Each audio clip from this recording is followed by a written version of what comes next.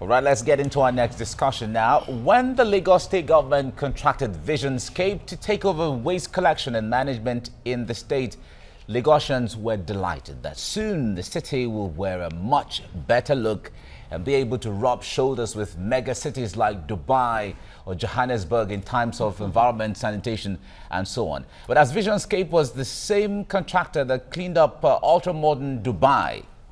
Yes, indeed, and it must come as a surprise to many. But after Visionscape took over waste management from the Lagos State Waste Management Authority, LOMA, major roads and streets were soon overrun with waste, the stench making breathing a painful task. Now from Lagos, I'm almost trying to catch my breath there. From Lagos-Badagry Expressway, specifically Okokomaiko and end of the road, to Ojuelegba, Lasu Isheri Road, Oshodi-Apapa Expressway, Mushin Solo, and so many others. It was the same embarrassing situation. Now, the state government, in its defense, initially claimed that the return of waste to the streets was deliberately orchestrated to sabotage the enforcement of its environmental management and protection law. But the question is, who is behind this sabotage?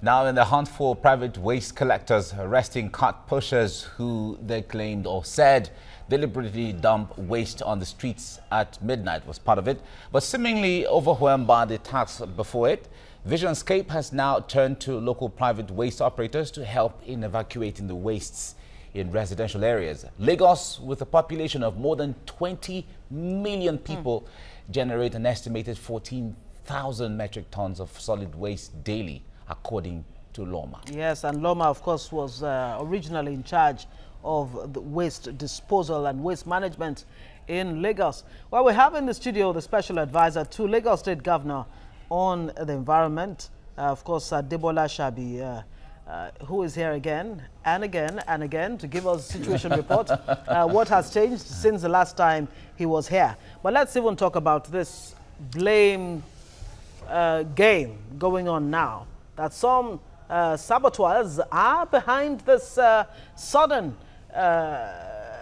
resurgence of waste in Lagos State. Who are the people behind it? Have you been able to discover? Yeah, I will tell you here, strongly say that as a government, we don't want to be distracted by all these people saying saboteurs or anybody. We don't want to be distracted. No, but you are the one saying we it's have saboteurs a behind responsibility to provide a cleaner and healthier environment for Lagosians. So that is what we are focusing on. So by people coming up and different people coming up, oh, A is sabotaging our effort, B, we don't want to be distracted. Okay. We want to be focused and see that our streets are clean. And, I mean, we clear all the waste on our roads. So from that... And I want to correct that issue also from what you said there. You see,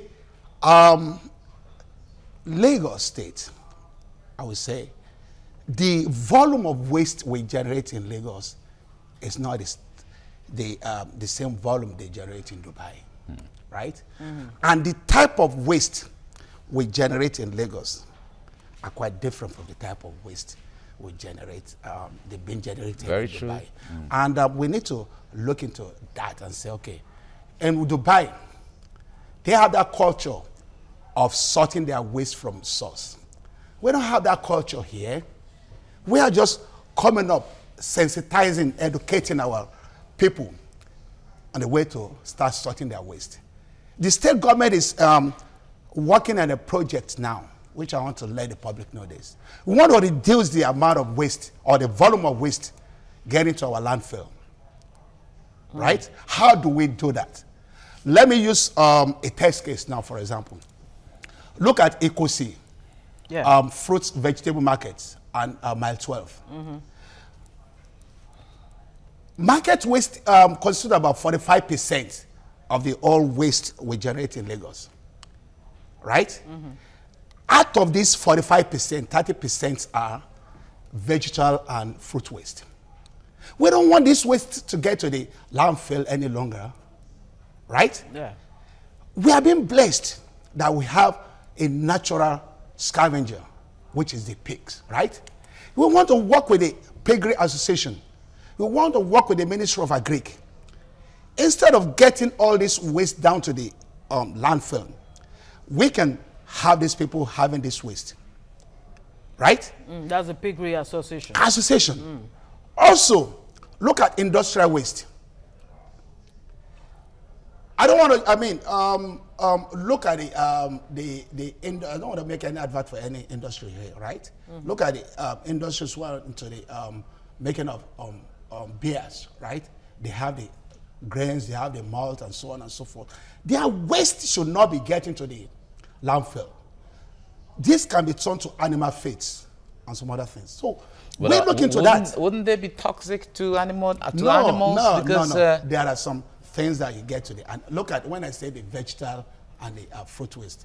You cannot give pig the peel of the orange because it is acidic. Acidic. Okay. You understand? So those parts that you think will affect will be taken out.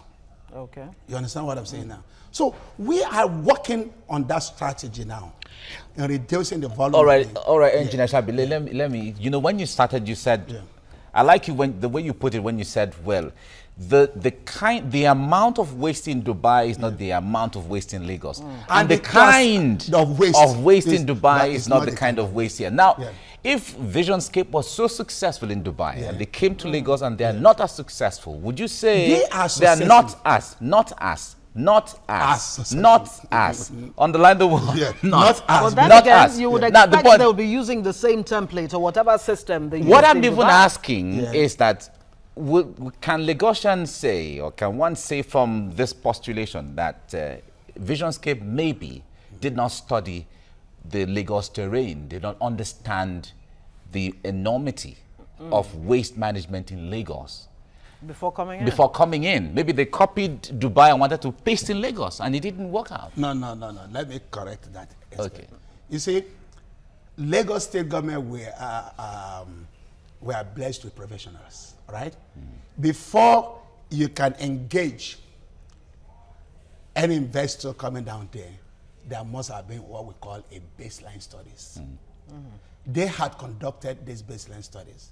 That's why the last time I was here, I said Lagos State is generating close to 20,000 tons of waste on a daily basis.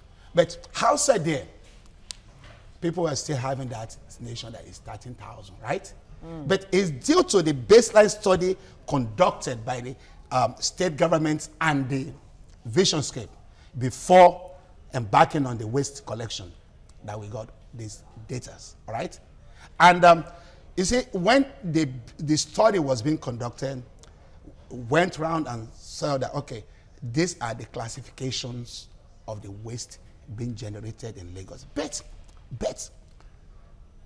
in Lagos State or in Nigeria, we don't have that attitude of sorting our waste from the source. What we have is that you put all your waste together, right? That was the reason why waste to wealth program has not been successful in the past. Yeah, but what are you doing to change that narrative? Where yes, people just lump their waste together? There's going to be a lot of advocacy to sensitize the public. I mean, what you consider to yourself as waste are not waste to me. They are raw materials or other products to other people, right? So by the time you start sorting your waste from homes, all right, you have your plastic waste separate, you have your glass waste separate, you have your kitchen waste separate, all right? When I come over to pick your waste, I know where to take the plastic waste to. The plastic waste will not get into the will not get to the landfill. You remember the last time I said to you? Yeah. Plastics, they are not biodegradable. It takes over 500 years for them to. So these things will be used for other things. In the past, people were taking, I mean, when you have them together with other kitchen or other waste together, you see a lot of debts. And when they're baled together, you see they are so dirty. And when they now export them to China in the past, I mean, China later on last year, June, stopped the importation of all this because it will cost them a lot of money to clean all this. It will cost them a lot of money to take out the wrapper there, right?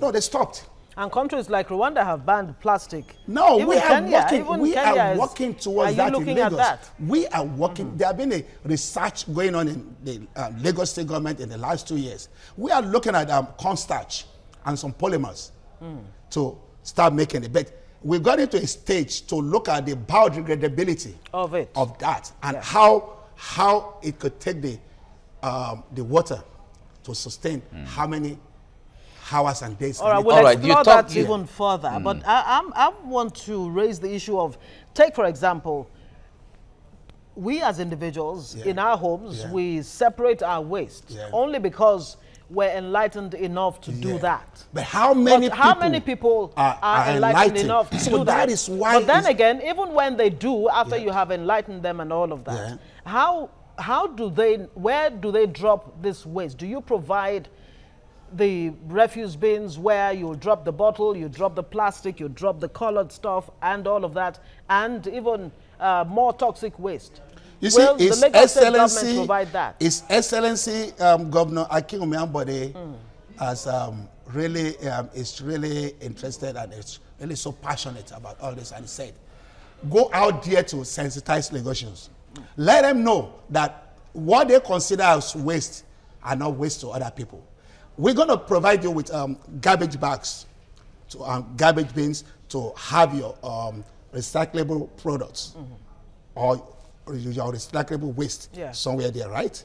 And when we come to pick them off you, we're not going to take those to the landfill. We're going to take them to where they're going to be recycled, or we're going to take them to where other people will be making use of them, right? So your glass and your cardboards and your papers too will be taken to other areas where they're going to be used. So we want to ensure that what gets to the landfill are minimal. Well, you understand what I'm saying there? Yeah. That is what the state government is looking at. Yeah, that's looking at the ideals. And that, you remember when I was asking, it seemed like it's like copying Dubai to pasting Lagos. The peculiarity. No, we are not copying Dubai. When it comes to recycling, when it comes to separating, it's not Dubai idea. Fine, but when it comes to separating your waste, we travel abroad, travel to Germany, US, and all of that. It is a culture.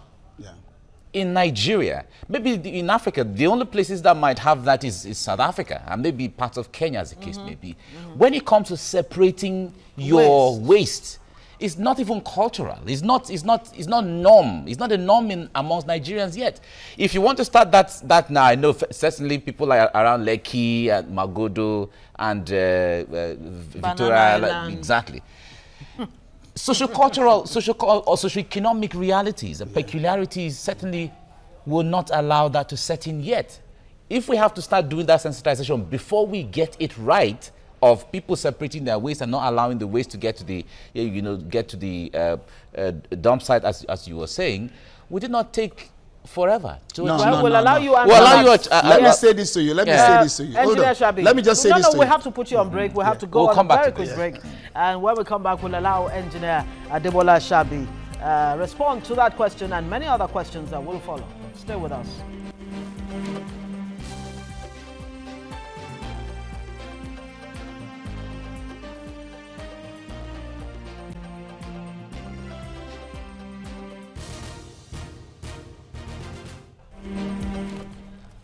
Right, thank you for, exactly. Thank you very much for staying with us. We are discussing the environmental issues in Lagos, especially narrowing it down to waste management.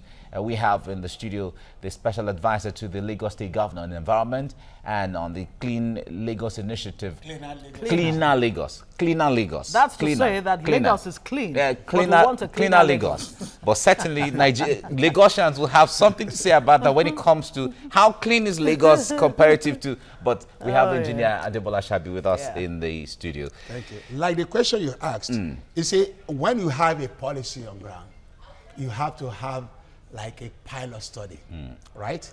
So what we are embarking on now, you see, it's not going to be easy for you to say people from Mushin or Ajegule to start sorting waste, right? We have 70 estates in Lagos State. We will go to that first. Start providing them the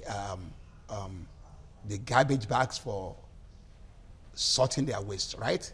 And she said so, like Banana Island, also Lekki, and some other areas. We use those ones as test case. So from there, we move to other areas. But will those areas give you the kind of results that you need? Those areas really are no challenges when it comes to... No, but when it comes to sorting, when it comes to sorting, they respond easily. Don't you? Oh yeah, absolutely. Yeah, because they're enlightened. You know, they belong to the AB class. Yeah. And even the social. That's why I say use those socio-economic peculiarities. You know, if you started with a place like Ajegunle, for example, that should give you the true picture of how easy or otherwise it would be to, you know, to solve this problem of refuse. You see, and when you go to Ajegunle, when you go to an area like Ajegunle, there's need for you to get the local people involved, right? And these are the things we're going to be doing. But we have to do a study first, all right? To say, okay, we have 70 estates in Lagos State. How many of these recyclable waste can we get from this area? Then we move to the highly densely populated areas. Ajegunle, Mushin, Ebutemeta, and so on. Okay, let's concentrate on these 3 areas too. How many of these can we get by educating these people? So you start by saying, okay, look at the short term, the medium, and the long term. How are we going to get this? For the short term, right? The medium. So by the time people start accepting this, the last, when you now bring, you see, you're now going to get down to the issue of the primary school students and the secondary school. By the time you start educating these ones, they will go back home to let their parents. Well, it used to be part of education, yeah, you know, growing up, but they will let their parents understand. Yeah. Listen, mommy, we have to, by the time you start putting your waste somewhere, we're going to start getting something. And we bring the incentive, like a buyback. You know, people will embrace this easily. Okay, you generate as many of these plastic bottles. We're going to give you something in return. Well, but there are several other NGOs or agencies that are already doing that. Yeah, how are you bringing them on board to collaborate with? By the time you talk of the advocacy, you're not going to, the government is not going to be doing it alone. You're going to involve the community leaders. You're going to involve the civil societies. You're going to involve the NGOs. You understand what I'm saying now? So these are the people that will be working together to ensure that all these things are successful. But by the time you want to say, okay, we are government, who are the government? We are all governments working together, right? But on our own part, Lagos State government, we will ensure that every week get down to the real people at the grassroots. All right. Since the last time we spoke and now, because we have been, in fact, if I show you, if I open my phone and show you pictures and pictures of pile-ups of waste around so many places that shouldn't Lagos, be. Right? I wonder if you get the same kind of response. No, we do, and I will tell you this, that you see, most of this waste, I said from the beginning, we don't want to be distracted. We want to be focused on getting the waste out. And His Excellency Governor Akim Ambode, even I will strongly tell you that he doesn't sleep also. Yeah. He's always outside there saying, oh, they say, why do we have waste here? Where do you see? It's all the backlogs that we're still clearing. See, in the past, we had this, you know, and it might be made worse with the rainy season. Yeah, approaching right now. How are you going to handle that? Definitely, we're working on that, and we're working on the landfills to say that trucks do not stay there like 2 or 3 days before coming out to get other waste. You understand? So we're working on the areas to ensure that the backlogs are cleared, right? And when we start ensuring that people do not bring their waste out. You see, what people have been doing now is that they bring their waste to the main roads, to the major highways. We don't want that. I've been campaigning. Well, maybe they don't have alternatives. No, we have been telling them, the government has been telling them, it's been all over the state that the Visionscape, the operator, they have given different days of pickups of your waste from different local government. They've done that. But people still continue bringing their waste out. We started this. Do you plan to have punitive measures in place? No, definitely. Especially after you have provided all you need to provide to ensure that people do right when it comes to refuse disposal. Do you have any punitive measures in place to ensure, definitely some by kind the of time we deterrence? say, okay, on Mondays, waste from Alimosho, and by the time we come down to Alimosho and we pick your waste, and we still see some littered waste around your premises, you're going to be sanctioned, all right? And I still will emphasize on this. The state government has banned the patronage of the cat pushers. So people still... Well, as far as people are concerned, government is just talking its own. No, we're not just talking. The task force is been enforcing, and you still see people patronizing these cat pushers. Maybe because there's no presence of Visionscape around their environment. No, you see, Visionscape, you see, they have already mapped out about 3,000 spots as we gather. About how many spots are you looking at? For pickups? Yeah. No, they pick from your homes. Okay. You understand? That's why you have been provided with garbage bags. You have been provided with garbage bins. You understand what I'm saying now? So why have they provided you with those garbage bags and bins when you're still bringing your waste to the main roads? Where is the coverage of this garbage bins and bags? Because I've not seen anyone in you my see, area. being distributed. When they've now gotten to your place, they will still get there. Okay. So please bear with us. They will still come to your place, right? But as I'm speaking with you now, they have been distributing, like in the last 2 or 3 weeks, they have distributed over 3 million garbage bags to Lagosians. And as I'm speaking with you now, they are picking some, go to some local government, you won't say... are those bags free of charge? They are free of charge. Just in case some people want to try to be funny with them. But you are not allowed to sell the bags. So some people have found out, oh, we're being provided with this bag. Oh, you've not given me this. Let me now tell you this. The garbage bins too that you have been provided with, they have been tracked. You cannot take the garbage bin from house A to house B. It's not going to be allowed.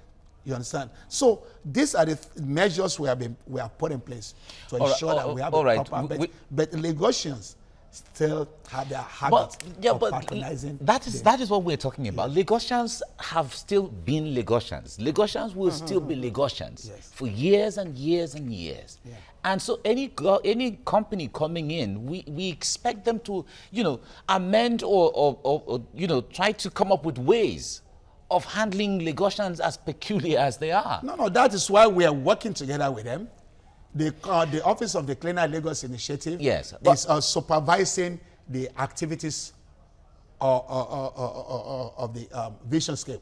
So we have a peculiarity. You cannot do your business the way you are doing in Dubai. All right, we don't have all the time now. But the point there is, it is seeming. It seems like it's becoming obvious that Lagos is going to be very overwhelming for Visionscape. What other companies are going to come in? Because Lagos is wide, but Lagos I will is broad. strongly tell you it's not going to be overwhelming for... So we don't expect any other private companies to come? I'm saying this to you because look at, in the past, when the PSP or Loma was in, we had 350 compactors all over with the commercial and the residential. But today, Visionscape is started to pick the residential. And they have, as of today, they have about 250 compactors. For the next level, it's going to be increased to 600 in the next few months. Okay, right? a yes or no question. Can Lagos State actually bear the burden, the financial burden of this project? That is a continuous one. No, definitely we're going to sustain it. Okay. It's a sustainable project. All right. So we're not going, it's not going to be a failed project. Well, all right. We have to leave it here now. Thank you so much. Engineer Adebola Shabi is a special advisor to Governor Akinwumi Ambode, that's the governor of Lagos State, on the environment. Thank you so much. The best governor in Nigeria.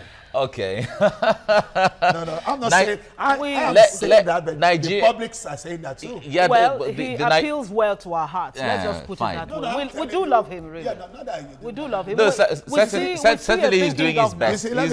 He's doing his best. Let's leave it there. Let's leave it there. Let me just say let's leave it there. Let's leave it there. Thank you, engineer. Thank you very much. Thank you.